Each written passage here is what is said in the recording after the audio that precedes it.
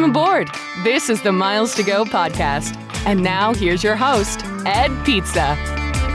Hey guys, welcome back to the Miles to Go podcast. We are talking all things airline industry today, which means we have a repeat special guest, Seth Miller, the Wandering Airman and paxex.aero on with us. A lot of stuff going on in the aviation world. And actually this week we had a happy hour in my Slack community, and this was all of the questions that we're going to ask Seth were everything that was on everybody's mind, not miles and points, but things like JetBlue and Spirit and Alaska and Hawaiian. And now we've got American Airlines, maybe a little bit improbably winning a Tokyo slot. Maybe not improbable, but they did get rid of all of their New York connecting flow for the flight. So, but it doesn't matter, so that's okay. Right. It's going to be good. As long as the DOT says it's okay, right, Seth? That's right. So Mr. Kerr and I have lots of questions, but so you know where to find everyone. He is at Kerr Points on all those social media places. I am at Pizza in Motion. And for the most part, you are at Wander Me, but are there socials for paxex.aero? There are not, and Wander is misspelled, so that's cool. Wandrme. I just like not actually having things useful or being easy to find. I've always wanted to buy you an E. It's always been on my list of things to do. Talk to Vanna. If you do, yes, I know. She's about my age. If you want to leave us a voicemail or text us questions, you can do that at 571-293-6659, and email is ed@pizzainmotion.com. All right, Mr. Kerr, where do you want to start with Mr. Miller today? Well, I feel blessed to start here in the first place because I took a JetBlue flight that was on time on Friday, and I was so impressed. Yeah, it was from LaGuardia as well. It was wonderful, and we went to the brand new Sapphire Reserve Lounge before, which, if you're traveling with the family, is a lovely place to go and a lovely place to fly. But the whole time I was thinking about how more often am I going to get to do this with JetBlue? So if you don't know Seth, first of all, he is the guy that I have followed for, 12 years now. That is one of the smartest guys in the business side of the aviation industry. Seth, I feel like you conquered loyalty and points and miles 12 years ago and got bored with that. And you're like, I'm just going to not do that anymore. And I'm just going to talk about the airline industry now. Pretty much. Because it's too simple. But the thoughts are, I was actually supposed to be, for everybody who follows my day job, supposed to be in the JetBlue office 2 hours after the judge came down and killed the Spirit JetBlue merger. And not surprisingly, that meeting got canceled. So, and a lot of others.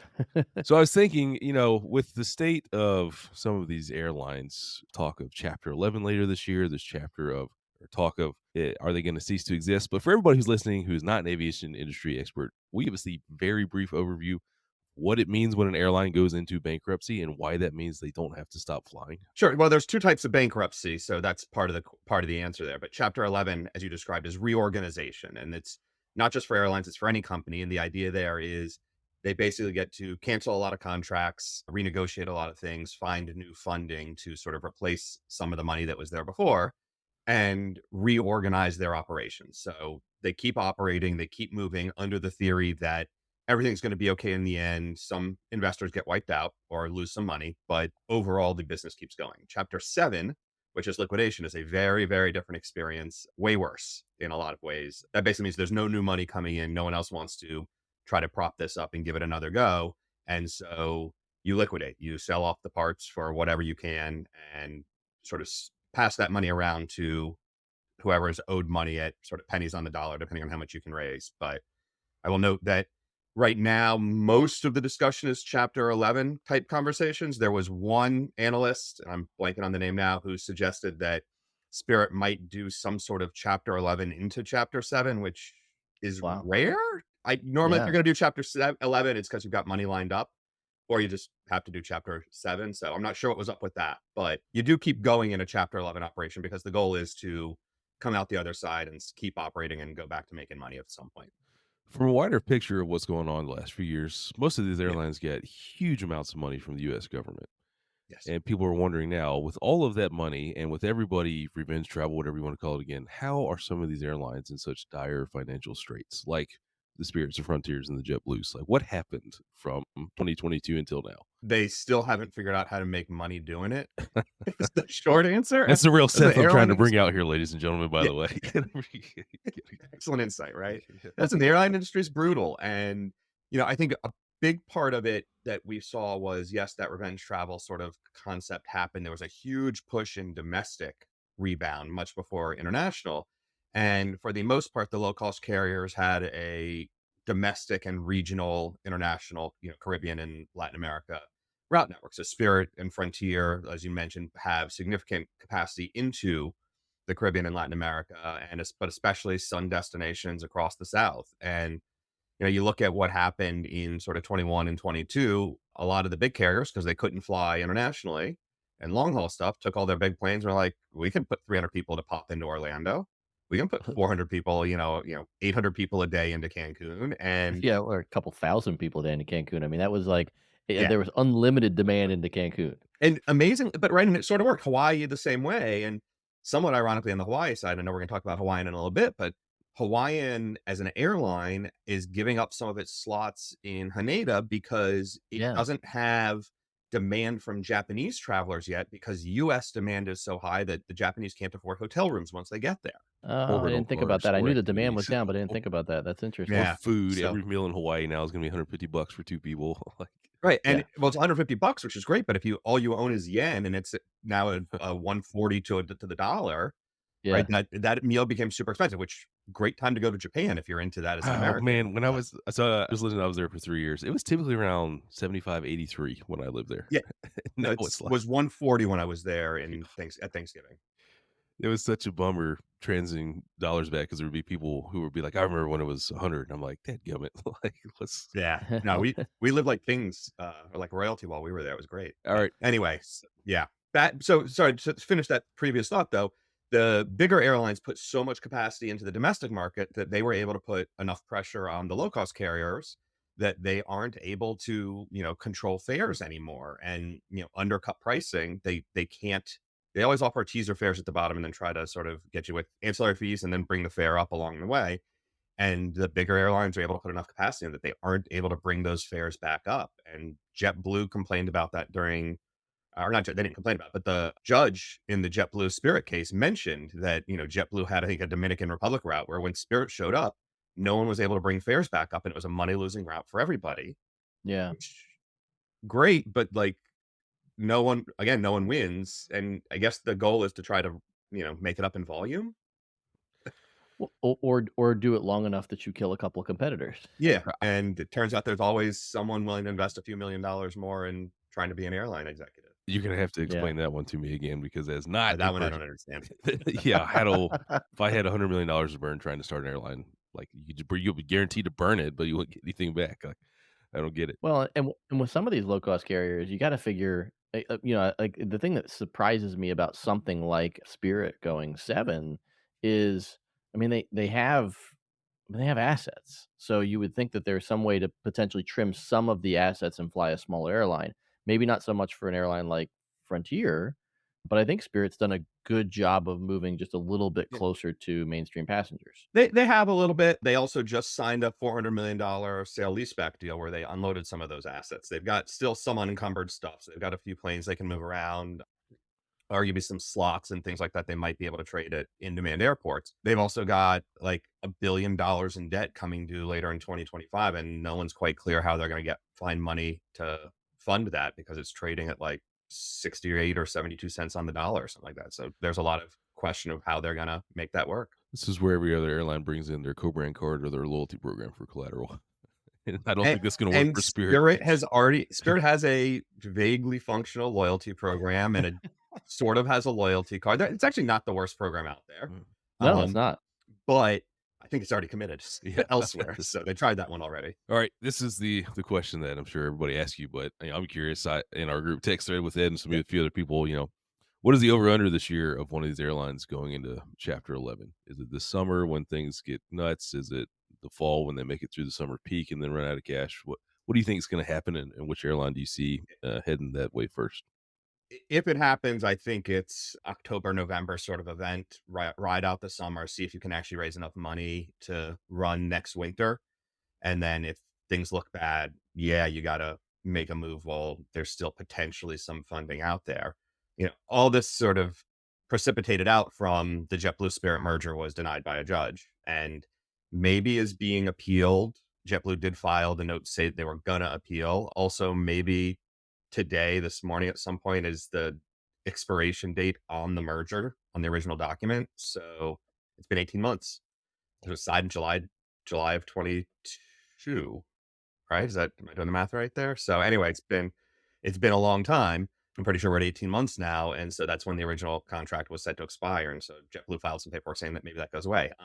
Who would it be? Probably Spirit. Frontier seems to have dodged a bullet in not getting the deal to buy Spirit and possibly still having the same legal outcome. And so we'll see. I mean, it's going to be a long summer, and that's going to be a big deciding factor in terms of how things play out. Is it going to be a long summer for passengers? So I'm sure you probably see some of my stuff Yeah. on Twitter. The Atlanta airport has gotten somehow considerably worse over time in just trying to get people through security. Every change they make from any of us, I make my best friends now on the Atlanta airport security line because those road warriors stay next to each other, and we go, I guess nobody here even flies through Atlanta or experiences their own product. Like, it is just Yeah. unbelievable, the scenes in the Atlanta airport. But we've seen some rough days previously. And what do you think from the passenger experience, which is really, I think, what you Yeah. enjoy talking about Eh, most? What lies ahead for us? If you have any insight into my friends at Atlanta, I'm all ears to that as well. Better staff, more staff, which is and the Atlanta one is surprising me because they do seem to actually staff it from my experiences when I'm going through. So tell people to stop bringing guns through. Y'all are the We do, yeah. most. It's a, You guys bring the most guns through a checkpoint, and I'm sure that slows things down this when sur- it happens. this Maybe that was surprises nobody because Well, I unfortunate. would I would have picked Dallas or Houston, but sure, yeah. Austin had 4 last week or 2 weeks ago, so, No, Atlanta has for a long maybe it's not this year, but Atlanta for a long time has led the statistics well, of we still are. guns per passenger. They have the little count sheets up at the checkpoint. That's like we found Yeah. like 700 guns. It's like, wow, guys, it's Yeah, January it's 25th. Is this summer gonna be bad? Yes, and it all comes down to numbers. At the end of the day, you're talking about airplanes and airports that were designed to handle 10 to 30% fewer people than are there, and that just doesn't end well. And it's like you can sort of handle a surge every now and then, but when you're at 100% of the time a surge, the system cannot support that. And so we had the ATC thing in New York over last summer where they tried to cut back some flights, and still for the entirety of June, a low pressure system over central New Jersey destroyed the Northeast airspace. Right. And like it wasn't even raining at the airport, Yeah. but it was where all the planes needed to be. And that was Yeah. just a disaster. So let's hope that doesn't happen again. But beyond that, It's pack of good. Snickers and a Twix and some jerky and, Which we do a every water bottle time. refill once you get inside. Yeah, those hour and a half tarmac times on LaGuardia are rough, and you get a little hungry Yeah. when you're sitting there. You could pay $17 for a bag of jerky at the airport if you want. But I would I'm recommend sure against that. that's within, the Port Authority's rules for street pricing and all those shenanigans. Absolutely. Yeah. Oh, yeah. You know when the Hudson News people are telling you how much it costs before they ring it up that they full well know how bad it Are is. you on the expense report? Because if not, you don't want to pay for this. Right, right. I want to talk a little bit about Alaska and Hawaiian as well, but let's pay some bills real quick first. This is the final week for you to enter our drawing for free Thrifty Traveler Premium Annual Subscription. You can also get $10 off an annual subscription with the code GO10, which is on the screen below my head. This week, they had a couple of really good offers. If you lived out in the West Coast or in the West, Phoenix to Honolulu on American Airlines lie flat seats. Yeah, that almost never happens for a reasonable award price. There's also a really good cash deal. I couldn't believe it. There were $200 round trip flights to Vancouver for premium months. Vancouver is a destination that doesn't see cheap prices very often, and there were 40 or 50 cities that were rock bottom pricing to go to Vancouver, and it's just a beautiful place that I love to go. And then lastly, there was a Condor deal to fly business class to Frankfurt, and Frankfurt's a great jumping off point to get pretty much anywhere in Europe with Lufthansa's network. So those were all the deals that you could have scored this week, along with a bunch more to get some value out of your Thrifty Traveler Premium subscription. We appreciate their sponsorship again this week. They are part of what we're going to talk a little bit about later because they helped me score my family trip to Tokyo this summer. I was looking at some So as we Condor look at action because I can fly a little connection to Frankfurt, and then the A340 is still flying Frankfurt to Atlanta, and really, yeah, I don't know how how they're old doing is that that? because I'm sure that's a lot Yeah, of gas, but yeah. I love the A340 for some reason. I want to fly it as long as I can. How old are those A340s at this I'm sure point? Seth knows the answer to that. Is it the 300s or the 600s? It's the 'Cause, 300 that's flying. Old. Yeah, Old. yeah, yeah. It's pretty old. So Seth, polish off the crystal ball. Is there anything from JetBlue Spirit merger or any other tea leaves that you see out there that gives us any insight into Alaska and Hawaiian. This came up a number of times in the Slack community this week, and I don't have great insight, Sure.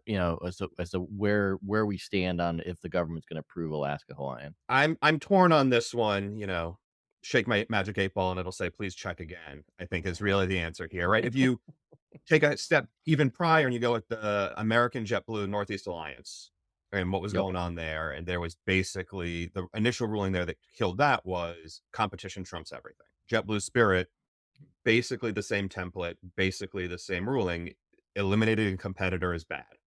Somehow the American and Alaska deal on the West Coast has survived that because it didn't entirely eliminate a competitor. It was more just a code sharing deal and tends to eliminate Hawaiian as a competitor. I've talked about they're going to keep both brands and how that's going to present. And I don't understand that at all. I think that's crazy. Airline, what's an airline rarely goes well. But even beyond that, you're eliminating competitor because you start to control pricing. And, reading a little level deeper, one of the things that the judge wrote was about being able to afford a trip to South Florida as a vacation and how if Spirit goes away, that goes away for too many people. And so that's bad for American society. Okay. I get where he's coming from there. I think that also a situation where an airline ends up in Chapter 7 is also bad for society. So That's what I um, said last week. That's you also end up bad. with the same people buying up the same parts, just paying less, and you have the investors get burned, which, okay. But I'm not sure that the net outcome for society is all that much different. But I look at it, I think that you could argue Hawaiian isn't considered a low cost leader or an innovator or any of the other things that the judge wrote about JetBlue that made, excuse me, about Spirit that made it so necessary that they stick around as an airline. At the same time, you're eliminating a competitor, and there's like what, a 10 or 15% overlap on Alaska and Hawaiian's route network between the mainland and Hawaii.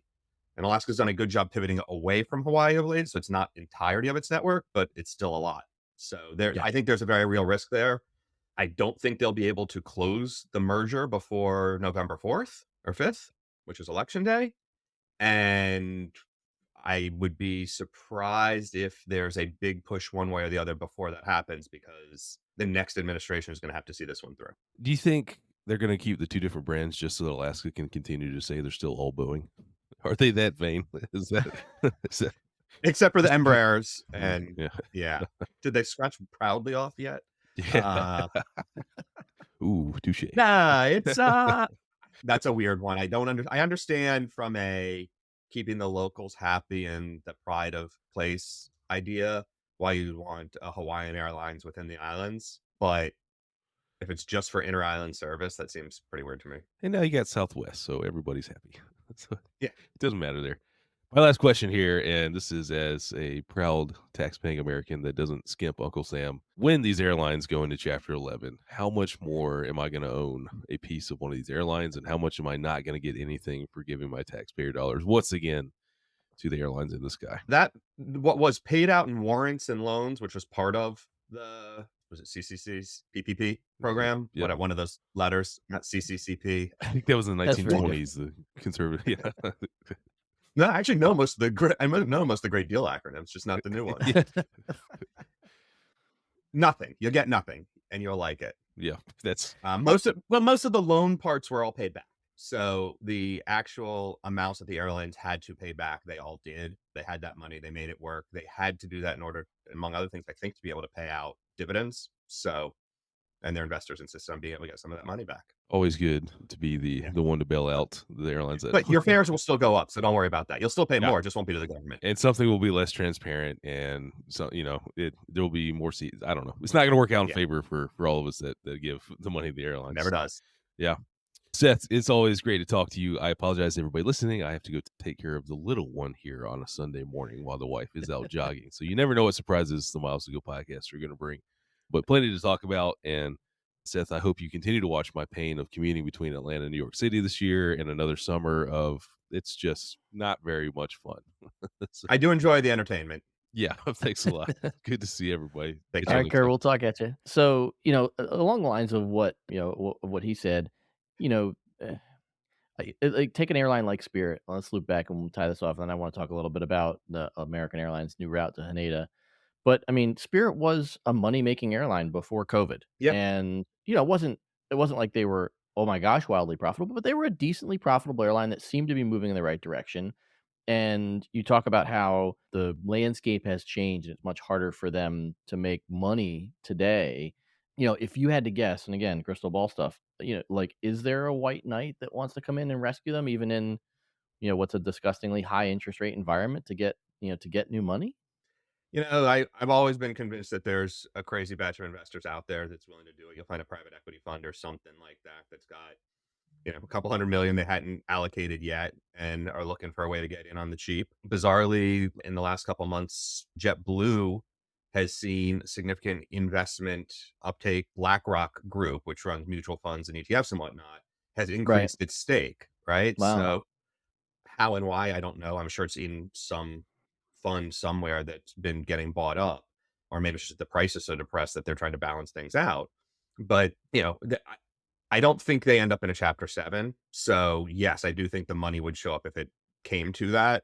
At what rate and how bad the existing investors get burned, and can they restructure size wise and all of those things. I also can't help but think back to some comments United CEO Scott Kirby has made over the years, basically calling the low cost carriers Ponzi schemes. They only work if they keep growing, and they only work when there's rapid growth. And I don't entirely get that because, it's basically you keep buying new planes that are cheaper, and it's cheaper to operate a new plane because the maintenance costs are lower for the first few years, unless Right. the engines don't work. Oops. Thanks, Brett Whitney. That So, that yeah, that never it, happens. and Spirit is definitely dealing a little bit with that, but Yeah, that's part of it. But I'm not sure Ponzi scheme is quite the right play there, quite the right description. But there is definitely some challenges of, can you just maintain and operate at a steady state profit? And I get caught up a lot in the idea of, number go up. But it's not just acceptable to be profitable, you have to be massively growing in profits. I think that's sure. bad for the way we look at, as a society, look at businesses and what's worth Yeah, investing in. I agree. But you actually have to get to that point where there is some profit. So I don't know how much is too much and where the line is, and if it's every year or most years or whatever. But as an industry, these guys the LCCs and ULCCs are definitely struggling right now. And, there's also picking up, a lot of it was pick up marginalized markets, secondary, tertiary cities, to either to each other or to sun destinations, right? So the That Allegiant, that was Breeze's model. Like, Breeze is all secondary and tertiary, but they're getting killed. yeah. And they keep adding routes like Los Angeles to Madison, Wisconsin, and to Greenville, South Carolina. And there's a third one that also made no sense. Akron. Those were 3 almost transcons that they're adding Yeah, this yeah, summer. And like once or twice a week, maybe sort of okay, I kind of get it. But like at some point, enough passengers look at it and say, I need more reliability, and the price point you can't undercut with the connection, and yeah. I'm more likely to actually get where I'm going. And that's Well, tough. with Breeze, I think, they, like, I think they were potentially onto something with the, what do they call it? Nicest is their, Yeah. quote unquote, But first class product. they've rebranded it Ascent now. But yes. Okay. Yeah. Gosh, I can't believe I missed that announcement. I That's only know it usually because I was on the inaugural and I did not know it was going to be called that when I got there. yeah, okay. That, like, when I look at they have Richmond to Vegas, Right. which is, notionally something that maybe kind of sort of, in a, pinch I could fly. Right. And the front of the plane traditionally sells out when I'm looking at those flights, but the coach seats don't, and they're usually not terribly expensive. And so that tells me that there's not enough demand in the back, which I have to imagine for some of these other long segments like you talk about, transcons from LA to Yeah. Greensville or Greensboro. That's gonna be a hard plane to fill at a premium price. Yeah. And the premium isn't that high. So No. Yeah. listen, I look at it, I'm like, I can pay $250 or I can pay 3.25 for the much nicer. Of course I'll take Yeah. it. Like, Yeah, no, no, yeah, a no, I think the 5-hour prices are flight. reasonable. Yeah. Yeah. Well, Um, especially when United's selling me Dulles to Vegas for 1,200 and essentially the same seat. right. So, it's not that there's less demand in back. It's just there's only so much demand, and the incremental price to get to the Ascent seat or the nicest A good fare, point. whatever. I don't think there's enough split there Right. And there's enough people, the people who are making that trip have sufficient discretionary income that they're like, yeah, actually, I'm willing to splurge on this one. Right. And they're not inducing enough extra volume of traffic that they can fill at a price point that works. No, that's a good point. All right, so let's talk about American Airlines Yeah, Haneda Award, and this was just announced. Call it product. 36 hours before we record, 48 hours before we recorded. This was the Delta giving back their Portland slot, right? Yep. So Um, Delta was allocated the slot in late 2019. It was supposed to start in March 2020. March 2020 was not a good time for the airline industry, as to be or, polite or about it. or many industries other than if you made masks. Yeah, Yeah. the route actually never launched. Delta teased it out for a long time, tried to get it moved. The DOT said, "No, you can't move it to a different airport." Delta returned it. There was an allocations proceedings amongst above the DOT. Both United from Houston and American from JFK asked for it. They filed some pretty snippy legal documents back and forth at each other. Ultimately, late Friday evening, afternoon, in the news dump, American was awarded the slot. And so American will add a 777-200 from Haneda to JFK and back on a daily basis sometime this spring/summer. They have to start within 90 days of March 26th, whatever that Sunday is. And they get a cushion, maybe it's the 31st, whatever that Sunday is, the last Sunday of March is when it has to start. And then they get a 90-day cushion to sort out, access for times at Haneda and things like that. But they think they've got that all figured out for the most part. So expect to see that go on sale relatively soon. I will note it is a tentative decision right now. Theoretically, United could appeal. Given the fact that the DOT addressed basically all of the claims United made in its initial application, I'd be shocked if an appeal came through and very shocked if an appeal was successful. At the end of the day, the DOT basically said Americans adding a new plane and United was just moving their flight from Narita to Haneda, and more is more. We want more seats going to Japan, and that's what serves the American public best. You mentioned connecting flow through JFK earlier in the episode. Lack of connecting flow. Lack of Yes. connecting flow. The DOT specifically addressed that, saying, Yeah. "Yep, we see that, but New York City's big, and It we is. think there's enough Yeah. capacity, there's enough demand out of New York City. It's not fully recovered yet. There's a lot of, Houston is 101% recovered in terms of demand from 2019, and New York is at like 65% or 70%, and so they still see some significant upside there.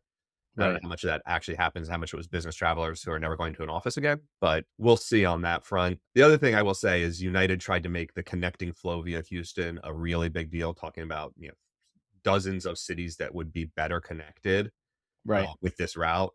And both American and the DOT, and I even observed it in my initial analysis of the application, were like, guys, saying that you can connect better from Pittsburgh to Haneda through Houston than through Chicago is stupid. Please stop doing that. They had to write it more politely, but that's basically they Yeah. pulled out a handful of cities. They're like, yeah, you actually have better connections elsewhere. Please, you're stretching this too much. Yeah. So a couple things on this. The one of the things that I found interesting, you and I talked a little bit about this on Twitter. I sort of thought that that American would use one of the new 787s that they have coming over the next few years for this route. And you noted that it's a 772, which off the top of my head, I mean, it's definitely more seats, but probably Yeah. what, 75 more seats, 100 more seats? I don't think it's 100, but yeah, it's a lot more seats. Right. So that really speaks to how much American thinks they can fill this plane. And also what they thought they had to do to win it, I think is part Fair. of that, right? Yeah. So Okay. Yeah. they're trying to, you got to show you can put a lot of seats across the ocean, and Right. you want to make these seats available to the market, which is how you impress the DOT. There is a history of, amongst all airlines, sort of putting these things out there, running it with the advertised plan for some period of time, and then adjusting due to market conditions. How long they wait and if they actually have to do that, we'll see. Also, they do have the advantage of sort of the JAL joint venture, so they get some additional potentially overflow demand from people who would have bought the JAL tickets, but are, those flights filled up or sold out. And so they end up on American, but still buying through JAL and things like that. So there is a little bit of extra there and connections at the Japan side. But yeah, And I think with like the length of the flight, I mean, they probably need at least 2 to do it like on a one and a reliable half basis. planes. Yeah. Is You it 1 you 1/2? you do it. I'd have to go look at their schedule. My guess is you could do like a deep South America flight that lands at 7 a.m., turns into the Right, 10 a.m. that goes on to Japan. right, And then the plane coming back from Japan lands at like 5 in the evening, becomes the deep South America flight that night. right, And the deep right. South America ones overnight and spend a long enough time sometimes that they also spend a decent amount of downtime. So yes, there's some shuffling that goes on there, but American. The only thing I'll say is American right now probably has a little bit of slack in its wide body capacity because they haven't been pushing as many new random routes into Europe Right. for the summer season, which is where Delta and United are pushing their wide bodies these days. So they do have a little bit of flexibility there, and we'll have to see how it plays out. We'll have to see what they schedule, but I don't think aircraft availability will be a problem. No, I mean, because they do have 787s on the way that they can shuffle, Yeah, they can put onto other those routes on the if other need. markets, and the Yeah. thinner markets, Dallas to Rome or something like that may end up in a 787 instead of a 777. Sell all Right. the premium seats at a nice premium, Yeah. fill the back up with whatever, and move on. I will say one other bit about the slots. United lost, but didn't. Oh, wait, are you gonna talk Guam? I am going to talk Guam. Hawaiian. This is okay, everybody listening is now going, "Why the heck are they talking about Guam?" But this is very interesting to me. So as part of the sort of fight over these slots at Haneda that United is desperately trying to get as many of them as it can, United got mad at Hawaiian for not operating its daily night flight operation, which was 4 days a Right. week to Honolulu and 3 days a week to Kona at full capacity. And its daytime flight also, but especially the night one, because they wanted it for Guam. And United went so far as to demand the DOT just assign it to them so they could run Guam and tell Hawaiian that they were done because Hawaiian was not committed to running it 7 days a week. Hawaiian said, no, no, no, we're going to do it. We're going to do it. We promise. Here's our plan. And drew up a plan of how they were going to ramp up to daily service or nightly service and use that slot. Except yesterday, in the midst of all these filings that came through, Hawaiian slipped one in that said, oh, by the way, we're giving up our night slot as of April 2nd. Sorry, goodbye. And April 2nd is a weird one because it's after the IATA season switch. That March Mm. 26th, whatever that Sunday is a big day for IATA. And a lot of international airports have a summer and a winter season. Mhm. And you do things on those season dates. This is happening a week after that, which is bizarre. But also, United probably wants that that slot at Haneda for the night flight to Guam. So it's a little bit of a consolation prize there. We'll see what happens. I can't A imagine little they don't because get it. you're talking, was it like 1,500 miles between Tokyo and Guam? Sure, if you say so. So I mean, it's not gonna be, I can't imagine, I mean, I don't know how much demand there is between the 2. So if it's 14 or 1,500 miles, 1,550. Yeah, how much? 1,551. Okay, so they'll serve it with an aero body, I would Oh imagine, yeah, right? 737 is going to make that trip. It'll Right. be fine. Yeah, Um, 150 seats, it could be 160 or something like that, but I I mean, think they're that's, up to like 170 now. But yeah, they listen. They do it to Narita all the time. They just want to move that over to Haneda, and that's one where connections really do matter. Onward connections with the ANA network are right. useful. There's some military flow traffic because the U.S. has a lot of stuff in Guam, and then honestly, I think Guam has been the sort of low rent version of Hawaii for some vacationers out of Japan, and if they can't afford Honolulu, maybe they can still afford Guam. No, that's a good point. That's a good point. And I would imagine, to your point, using those points, that they can probably support that flight on a pretty consistent basis, Yeah. especially because it's not gonna be, or I can't imagine it would be served by a wide body. It's almost certainly gonna be, 7 days a week narrow body service. Yeah, and especially the night flight probably United or Continental way back in the day used to have a 777 do one of its Guam Narita flights, and it had multiple Mhm. dailies at one point. I don't know how much that market's recovered and where it's entirely at these days. I don't pay as much attention to it because I'm not planning a trip Yeah. there. I could definitely see multiple daily flights. Yeah, I would struggle to see a wide body as one of them, but it's not like that's a market I keep my thumb on. yeah. I took that wide body once, so it was a 767 at the time, so I'm familiar with it. But Was that before or after you were stuck in Kwajalein? well before it was my honeymoon in 2006. Okay. And I don't know if you were going to get there and if we have time, but there was one other crazy slot thing that happened also on Friday, which Yeah. is that Mexico City airport, the Mexican government there has been playing, we'll use as the term, with the US Airlines and basically pushing Yeah. airlines out of that, trying to get people to use the new airport north of the city. They were scaling back slots available. They pushed all Right. the cargo operators out, all these things bad for most US airlines Yeah. against the backdrop of Delta and Aeromexico trying to renew their cross-border joint cooperation agreement antitrust immunity. Yeah. And on Friday afternoon, evening, the DOT said nope and told Delta and Aeromexico they had to unravel their, again, tentative ruling. Oh, They have to yeah. unravel their joint cooperation agreement because Mexican government is not honoring the spirit of the bilateral treaty that says free and Wow. fair access to all airports in Mexico, because the Mexico City airport is being basically limited in such ways. Wow. That's Yeah, this was a big I one. mean, This is that is going to big be news really. because Delta's got a pretty sizable partnership with Aeromexico. Yeah, it's huge, and they just announced in October, like, 9 new routes or something transborder. Yeah. That all Yeah. goes away, and there was some trouble with this partnership when Mexico dropped to a level 2 safety Yeah. airline, and they had to undo a lot of the code share stuff. This is way worse in that it's a without prejudice ruling, so the if AMLO's government decides Mexico City Airport opens up again and all these things, and they can come back and reinstate it, but the amount of work to unravel and reinstate this joint cooperation, it's basically a joint venture, but they don't call it that, and I don't know why.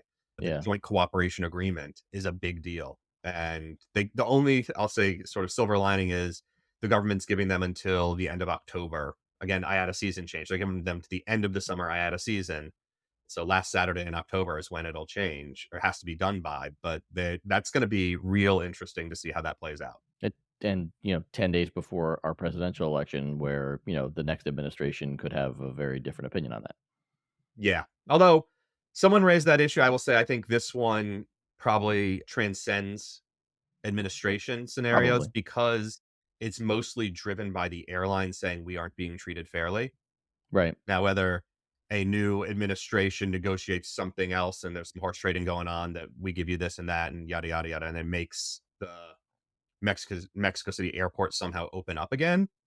That said, AMLO, the president down there in Mexico, he's had some very strong aviation opinions since he was on the campaign trail, and none of them seem to be likely to change. I mean, this is the guy that used the Air Force to launch his own airline because he didn't like the other ones. Yeah.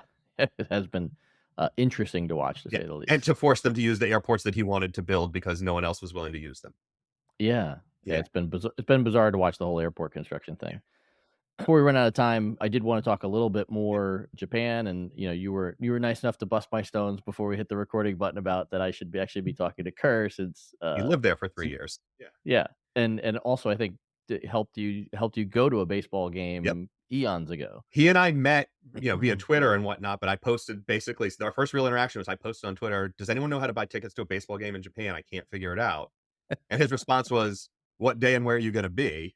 We Yeah, had a DM conversation. He's like, "Yeah, it's with me and my family." He's like, "Yeah, I got tickets. Just meet me this date, this place." I was with my in-laws. We're on the train in Japan, and it's 4 very tall white people it probably getting. wasn't hard to find him. Well, so no, well, me and my family are 4 very tall white people, and we're on the train. It's like a 20-minute ride from where we were out to the stadium. Yeah, I went to Yokohama, and that was his like hometown stadium where he was based with the Navy. And my father-in-law is like, "So what are we doing here?" I'm like, "We're gonna meet this guy Richard. He's got the tickets for us." And I was like, "Oh, a friend of yours." I'm like, "Well, I've never met him before, but yeah." The internet's weird, right? And my father-in-law's like, "Well, how are we gonna find him?" I'm like, "We're gonna walk toward the exit and look for the big white guy. I'm sure it'll be okay." And sure enough, you've seen him, he's a big white guy standing there, like Yeah, standing in the crowd yeah. looking for the other big white guys. It worked out very well. We had a great time. It's actually wonderful and friends ever since, and for real. But yeah. So yes, you should ask him for some advice. But He on might that have had note, hair then too. um, Since he's not here, we can bust his stones for that's being true. bald. So You said you're gonna be in country for about 10 to 12 days? yeah, like most things in our world of miles and points, I don't have a return flight booked. I grabbed what I could for a deal, and so number of days undetermined, but sort of have a hard stop at like 14 or 15. Daughter going to college, you schedule. So that's roughly where I think we'll be. So I've got, depending on how long it takes to get to wherever you Yeah. might recommend, because you've been multiple times, I've probably got 3 or 4 days in another city that would be fun to explore somewhere else. Yeah, so, I mean, another city, I assume that means you're gonna spend the bulk of your time in Tokyo? The family's never been to Japan at all, so there are, and when you start to get into the touristy stuff that between each, like, 2 kids and a wife wanna do, I mean, yeah, we probably have a solid week of, without pushing it super hard, because I don't like my pace for Yeah. vacations so much as theirs. That, like, it probably does take 6 or 7 days to do all the things they wanna do, like catch a baseball game and go to, I can't remember the name of the new market, the new Tsukiji, Yeah. Toroya or whatever. So, like, there's enough of those sorts of things that we probably don't have 8 or 9 days to go somewhere else. Yeah.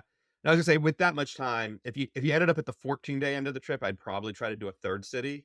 At All ears. 10 days, 2 cities probably that isn't gonna kill you. I've done limited amounts of stuff outside of Tokyo in the sort of, I'll say, the big ones like an Osaka, a Kyoto, things like that. I think they're interesting. They get very crowded, and there's a reason they're crowded, right? They are Sure. lots of great attractions, cool stuff. Depending on what you want to do and what you're trying to explore, we just spent a week across, after Thanksgiving in Kyushu, which is the southwest most of the big islands. Fukuoka and Nagasaki are the main cities there. Right. And we were based out of Fukuoka. We picked it because that's where the sumo tournament was.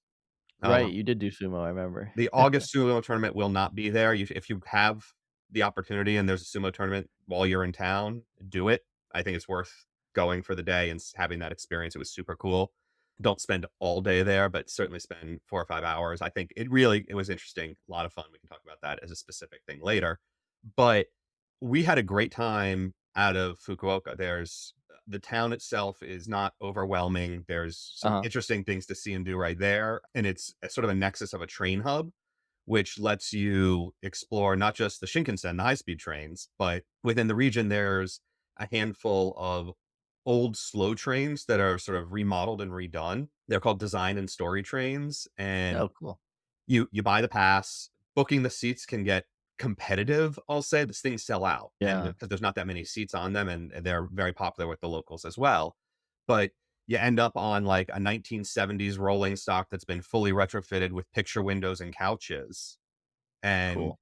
you ride down the coastline and look at the coast for a couple hours, then you end up in Nagasaki. You walk around for Yeah. 2 hours, you ride the train, you go up the cableway to the top, you look out, Yep. all those things. You go back down and you ride a different train back, and you'll actually have the advantage of you'll be there in the summer where daylight is still happening. I was there in Yeah. November, so we lost daylight pretty quickly. But you Mhm. get evening rides, you get sunset rides at like 7 or 8 instead of at 4:30. Yeah. Yeah. So Yeah. I'm a So fan of which answer. that. Just that region in general. I've heard wonderful things about Sapporo up north Mhm. because you'll be there in the summer. Maybe going north to a cooler climate would be useful. Yeah, I've heard the summers can be hot. Yeah. We're probably just past the rainy season, but you also answered the other question, which is if you doing that region, you said Kumamoto, like that's accessible by train. I don't have to fly. Yes, Fukuoka, not Kumamoto. So the area I was in, Kyushu and Fukuoka, we Kyushu, actually yeah. flew to get there and back, Okay. but trained while we were there, Hmm. partly because I am me and I wanted new airlines and lines and dots, but also I want to say it's a 6-hour Shinkansen ride from Hmm. Tokyo to Fukuoka, which is not that bad. It's a fun experience. We had done some other high speed line stuff in the past, and so I wanted to expand our options and the Yeah, variety, but you definitely have that opportunity either way. And maybe it's the train one way or plane the other. The that's the way I train think. Yeah. tickets can get expensive very Mhm. quickly. Japan Rail passes historically were a fantastic deal. They've raised the prices recently, so they're now only mostly just a good deal. Mm. But, if you're there for 2 weeks and need the 2-week pass and aren't riding a lot of long haul trains, it might actually not be worth it. You Okay. gotta do some math to figure that out. We did so we used planes instead of trains for the quote unquote long haul stuff. And then the Kyushu island has its own pass, and that was a bargain. Okay. That was, pennies on the dollar. It felt like I was getting away with murder in a lot of ways in terms of how cheap we got all the little train rides we did while we were there. Yeah. So you get like a 3-day or a 5-day pass to tool around the island kind of thing. So don't necessarily just go for the big JR pass that covers everything, which isn't really everything. There are some other options out there. The other thing I will say is pay the idiot tax. And I guess if you're all an iPhone family, you'll be in good shape. You can do your Suica or Passmo card on the iPhone, which is how you get Oh, around okay. these transit Hmm. systems. And Yeah. you can just reload it with a credit card straight from your phone. It's a prepaid card that you put a bunch of money on and then you sort of debit out as you're riding. Over the years, I have learned not to try to calculate how much individual rides are going to cost. And instead, just put, 10 or 20 Yeah. bucks on at a time. And when it's running low, put 10 or 20 bucks more on. Yeah. And you leave the country with 10 or 20 bucks still stored in in Japanese yen lost. A good excuse to have to go back to spend I it. was gonna say, B, like, that's a great excuse to go back. time saved, not trying to figure out what the hell's going on and just Yeah. the beep, the beep, the beep every time you go somewhere, way better. Yeah. Yeah, I like it. Cool. Well, I'm gonna be picking your brain more as we get closer to actual departure dates, but appreciate you making time today for all the nerdy airline stuff that's come Yeah. up for questions. Tell folks where they can find you when you're not hopping on here with me. I write at paxex.aero, PAXEX for passenger experience.aero. I am Wandering Airmayan. Twitter and Instagram is WANDRME, and it's X now, I guess we're calling it. I can't call it X. I have a Blue Sky account too, which is pretty much a waste of time as best I can tell, but it's vaguely interesting. Yeah. I'm not on Mastodon or Threads because even I have my limits. But you are not also destinations as well as I see that you are also you're on as a regular guest from time to time as well. So Dots, Lines, and Destinations is another good place to listen to me ramble for 45 to 60 minutes at a time. At more dots, more lines, right? That's the one. Yeah. Well, thanks again for coming on. I can't wait to ramp up for the Japan trip. Over under, I would say that there probably won't be any airlines in Chapter 11 by the time I go to Japan, but I still feel like we're destined to see something later on in the year. So I think as we get closer to all that stuff, it would be good to have you back on to talk a little bit more about what's going to happen, especially if interest rates don't come down, as these airlines sort of flirt with the next round of bankruptcies. Would love to. Looking forward to it. All right. Well, Mr. Kerr has checked out to go take care of the kids. Mr. Miller and I are going to get back to the rest of our Sunday. Lots of stuff going on in the airline industry to talk about, all that and a whole lot more until we upload again. We've got miles to go.